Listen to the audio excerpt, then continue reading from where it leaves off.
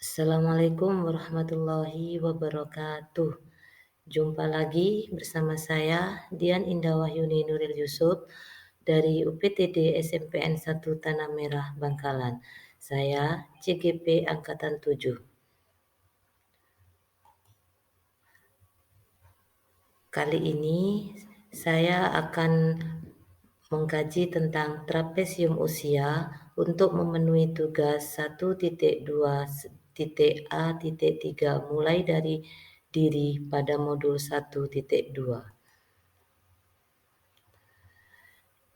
Gambar di depan ini adalah trapesium usia saya, di mana dimulai dari usia sekolah. Saya bersekolah mulai dari usia 5 tahun sampai 22 tahun.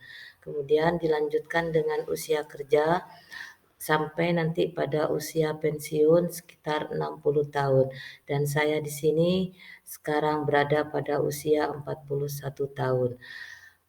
Pada 28 tahun yang lalu, tepatnya ketika saya berumur 13 tahun, saya mendapati peristiwa negatif di dalam sekolah.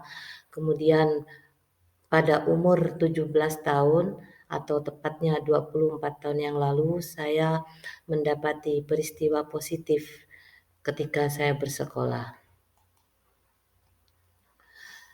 Peristiwa positif yang saya alami diantaranya yaitu untuk pertama kalinya saya bisa menerima beasiswa prestasi dari sekolah berupa bebas pembayaran SPP selama 1 semester. Hal itu bagi saya sebenarnya tidak mudah karena mengingat sejak duduk di kelas 1 bangku SMU, ranking saya mentok di ranking 2. Padahal untuk menerima beasiswa adalah harus nilai tertinggi paralel dari seluruh kelas yang ada.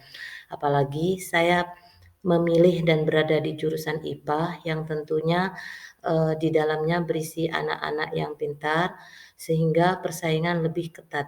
Entah karena rezeki atau mimpi apa, pada saat semester ganjil itulah kebetulan nilai ulangan saya mendapat nilai tertinggi di antara teman-teman karena nilai yang diambil adalah nilai asli.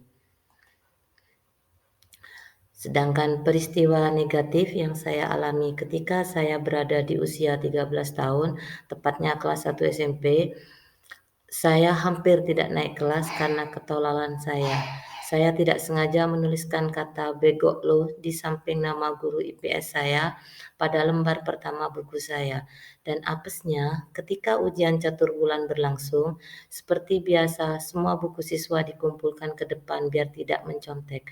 Apesnya lagi, si guru IPS yang kebetulan menjadi pengawas ujian di kelas saya melihat tumpukan buku dan mengambil tumpukan buku yang paling atas yang kebetulan itu adalah buku saya.